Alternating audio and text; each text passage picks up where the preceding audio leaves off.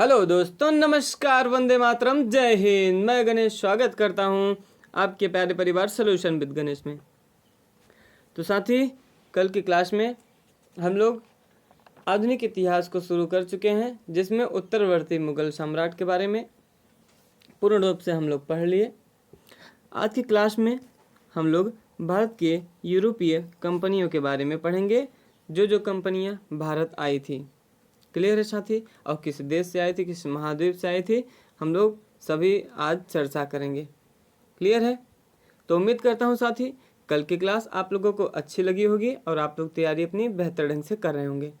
और जो भी साथी अभी तक मेरे चैनल से नहीं जुड़े हैं वो तुरंत जा करके सर्वप्रथम जा करके वो चैनल को सब्सक्राइब करें, बेल आइकन को प्रेस करें, ताकि हमारे साथ वो जुड़ पाएँ और सभी कक्षाओं को अटेंड कर पाएँ और अच्छे से अपनी तैयारी मजबूत कर पाएँ। क्लियर है? तो आज की कक्षा का हम लोग आगाज़ करते हैं कहाँ से? भारतीय यानी भारत में यूरोपीय कंपनियों के आगमन से। क्लियर है? तो थोड़ा सा इसके बारे में हम लोग पढ़ लेते हैं, फिर उसके बाद आगे पढ़ेंगे। ठीक है?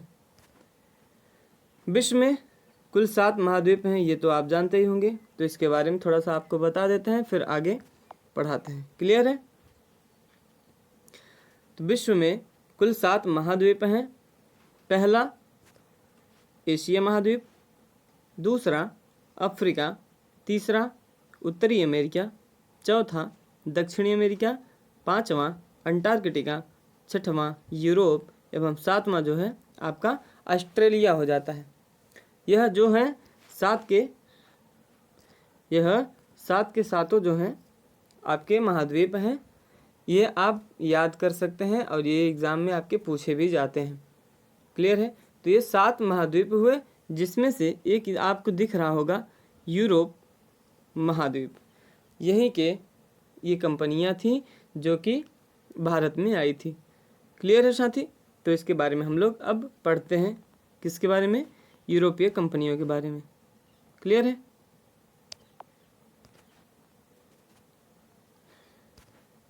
अभी जो हमने 7 महाद्वीपों के बारे में बताया, इन 7 महाद्वीपों में से यूरोप के लोग व्यापार करने के लिए भारत में आए थे। इन 7 महाद्वीपों में से यूरोप के लोग जो थे वह व्यापार करने के लिए भारत में आए थे। और यह व्यापार जो करते थे, यह किस चीज़ के करते थे? तो साथी, यह व्यापार वस्त्र तथा मसालों का करते थे। मसाला यानी खाने पीने वाला, जो सब्जियों में या अथवा मांसों में प्रयोग किया जाता है। क्लियर है? और वस्त्र को तो आप जानते ही हैं। क्लियर है? यह मसाला जो था सब्जियों तथा मांसों को स्वादिष्ट यानी टेस्टी तथा ज़्यादा दिन तक स्टोर रखने में, यानी उसको काफ़ी ज़्यादा दिन तक आप रख सकते हैं मसाला लगा करके, आपका वो वेस्ट नहीं होगा यानी ख़राब नहीं होगा। इसलिए इसका क्रेज़ काफ़ी ज़्यादा था, उसमें मसाला काफ़ी ज़्यादा इन लोगों का बिकता था। क्लियर है साथी? तो यह सब्जियों तथा मांसों के लिए मसाला बेचा जाता था। जो सब्जियां थी उसको टेस्टी बनाने के लिए तथा जो मांस वगैरह होते थे उसको काफ़ी दिन तक स्टोर करने के लिए। क्लियर है? यूरोप महाद्वीप के स्पेन देश से, यूरोप के 2 देश थे, एक स्पेन एक पुर्तगाल, जिसमें से कौन कौन आया था साथी हम आपको बताते हैं। यूरोप महाद्वीप के स्पेन देश से कोलंबस पश्चिमी दिशा की ओर, यह पश्चिमी दिशा में निकल गया था यात्रा करने के लिए। क्लियर है? यह यात्रा करने के लिए कोलंबस कहाँ निकला? पश्चिमी दिशा में। और किस देश का था? स्पेन देश का था। और यह जब पश्चिमी दिशा में यात्रा करने निकला तो 1492 ईस्वी में यह अमेरिका की खोज कर दिया। जो कोलंबस हुआ साथी, अमेरिका की खोज कब किया? तो 1492 ईस्वी में अमेरिका की खोज किया। क्लियर है? तो उम्मीद करता हूँ साथी हर एक बच्चे को, आप लोगों को समझ में आ रहा होगा और आप अपनी तैयारी एकदम बेहतर ढंग से मजबूत कर रहे होंगे। क्लियर है? आगे चलते हैं। यूरोप महाद्वीप के पुर्तगाल देश से, अभी स्पेन से कौन निकला था साथी यात्रा के लिए? तो स्पेन से आपका निकला था कोलंबस, जो कि अमेरिका की खोज किया। और पुर्तगाल जो यूरोप महाद्वीप में ही पड़ता है, पुर्तगाल देश से जो निकला यात्रा के लिए, कौन निकला साथी? तो वास्को डिगामा। वास्को डिगामा पुर्तगाल से निकला एवं पूर्वी दिशा में यहाँ निकला, और जो कोलंबस था साथी वो पश्चिमी दिशा में निकला, और जो वास्को डिगामा था यह पूर्वी दिशा में यात्रा के लिए निकला था। वास्को डिगामा जो थे यह अफ्रीका के अंतिम स्थान, अफ्रीका का अंतिम स्थान जो हुआ करता था उत्तमासा अंतरीप अथवा इसको तूफानी अंतरीप भी कहा जाता था। उस समय उत्तमाशा अंतरीप या फिर तूफानी अंतरीप कहा जाता था। तो इस स्थान से होते हुए यह भारत में कालीकट बंदरगाह केरल से प्रवेश किए। कहाँ से साथी? कालीकट बंदरगाह, और यह कालीकट जो बंदरगाह स्थित है यह केरल में स्थित है।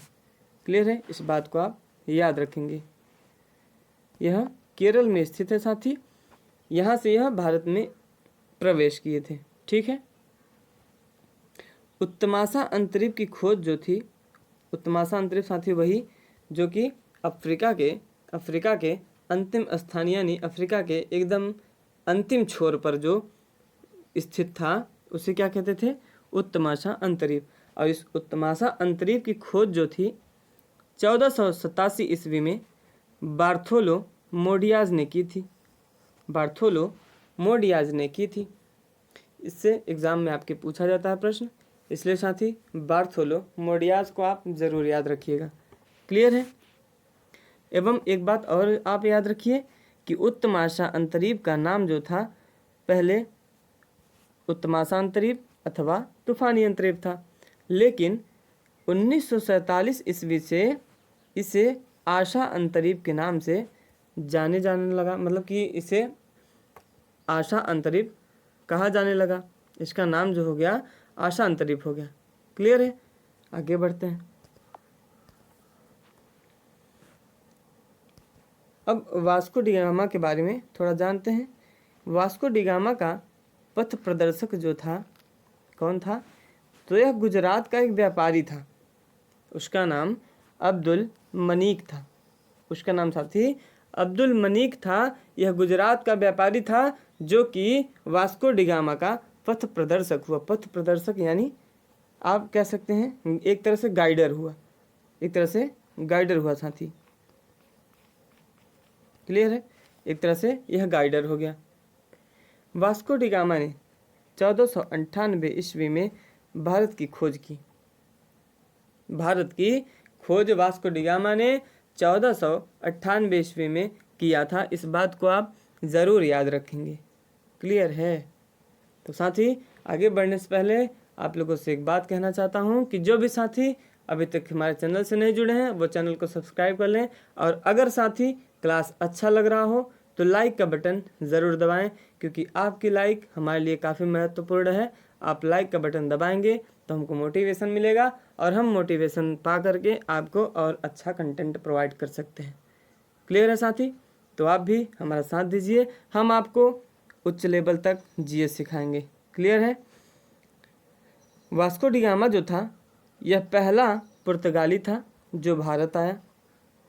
यह पहला पुर्तगाली था साथी जो भारत आया। दूसरा पुर्तगाली कौन था? तो 1500 ईस्वी में पेड्रो अल्ब्रेज कैब्रल, इसका नाम पेड्रो अल्ब्रेज कैब्रल इसका नाम है, जो कि भारत आया था। यह दूसरा पुर्तगाली था।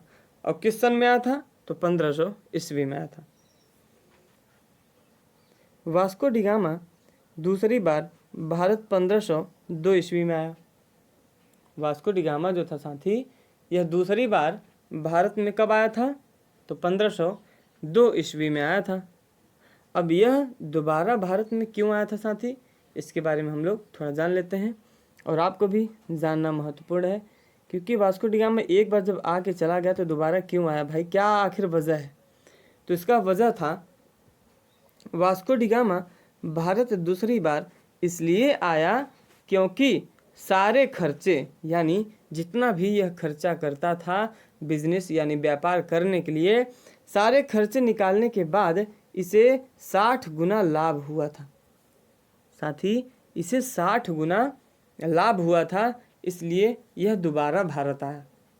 यह दोबारा भारत आया कि हम फिर से व्यापार करेंगे और फिर पैसों का एकदम भरमार लगा के तब यहाँ से जाएंगे। क्लियर है? तो साथी उम्मीद करता हूँ आप लोगों को क्लास अच्छे से समझ में आ रही होगी। आप लोग अपनी तैयारी उम्दे तरीके से कर रहे होंगे। अब हम लोग क्या पढ़ लेते हैं, यूरोपीय जो आए थे उनका आने का क्रम, यानी जो यूरोपीय आए थे उनका आने का क्रम। तो यूरोपीय में सबसे पहले पुर्तगाल के लोग आए। सबसे पहले पुर्तगाल के लोग आए साथी। उसके बाद डच के लोग आए, उसके बाद डच, उसके बाद अंग्रेज। ये सीक्वेंस आप ज़रूर याद रखिएगा क्योंकि सीक्वेंस आपके एग्ज़ाम में ज़रूर पूछा जाता है। ठीक है, तो सीक्वेंस आप ज़रूर याद रखिएगा। तीसरे नंबर पे अंग्रेज आता है और चौथे नंबर पे आपका डेनिश आता है। पाँचवें नंबर पे फ्रांसीसी एवं छठवें नंबर पे स्वीडिश आता है। क्लियर है? कौन आता है? तो स्वीडिश आता है।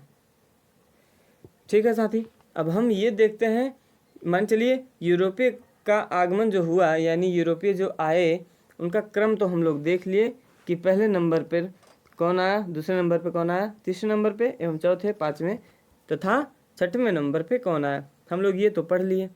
अब हम लोग यह जानते हैं कि जो कंपनी स्थापित हुई वह किसकी पहले हुई या फिर किसने किससे पहले किया। क्लियर है साथी? तो उसके बारे में भी हम लोग पढ़ लेते हैं, जान लेते हैं, समझ लेते हैं।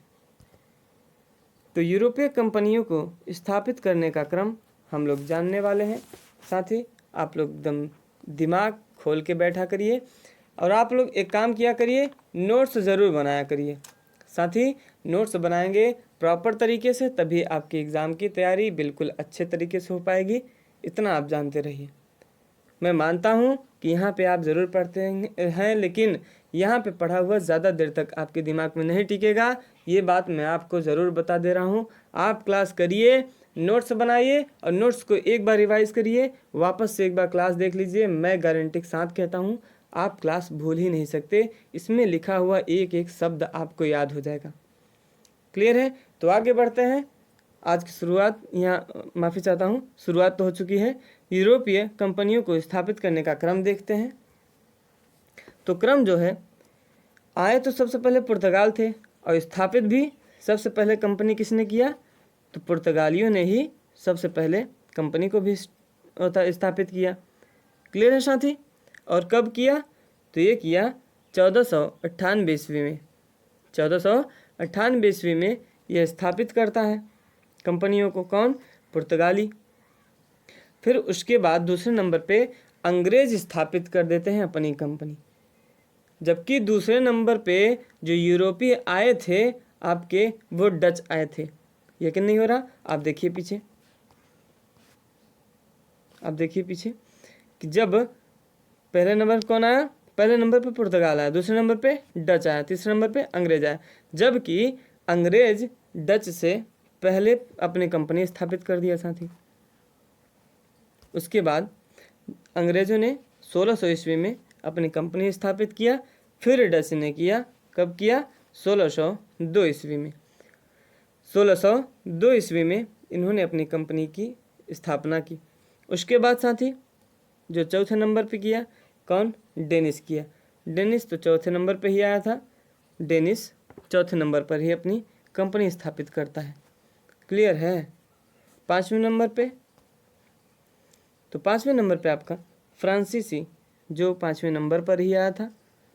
यह पाँचवें नंबर पर यूरोपीय आया था और पाँचवें नंबर पे ही कंपनी अपनी स्थापित किया था। क्लियर है? और छठवें नंबर पर जो आया उसका नाम स्वीडिश, यानी स्वीडिश के लोग सबसे अंतिम में आए थे एवं सबसे अंत में अपनी कंपनी को स्थापित किए थे। कब किए थे? तो 1731 ईस्वी में अपनी कंपनी को स्थापित किए थे। तो साथ ही उम्मीद करता हूँ आज का सेशन आपको अच्छा लगा होगा, आपको बिल्कुल अच्छे से समझ में आया होगा और आप लोग अपनी तैयारी को मजबूत कर पा रहे होंगे। तो साथ ही कल के क्लास में हम लोग वास्को डी गामा से शुरू करेंगे, जिसके बारे में एकदम बारीकी से एक एक पॉइंट पढ़ेंगे। क्लियर है? तो कल शाम 7 बजे आप लोग जुड़ना ना भूलिएगा। ज़रूर उपस्थित होया करिए क्लास में, क्योंकि क्लास में उपस्थित होंगे आप लोग, पढ़ेंगे तभी बढ़ेंगे, नहीं पढ़ेंगे तो घर बैठे रहेंगे। क्लियर है साथी? कोई मतलब नहीं है। तो हम चाहते हैं आप अपनी तैयारी को मजबूत करें और सॉल्यूशन विद गणेश से ज़रूर जुड़ जाएं। इसलिए साथी चैनल को सब्सक्राइब कर लें, बेल आइकन को प्रेस कर लें तथा अपनी तैयारी जमकर करें। तो आज की क्लास में बस इतना ही। मिलते हैं कल शाम 7 बजे। जय हिंद, वंदे मातरम।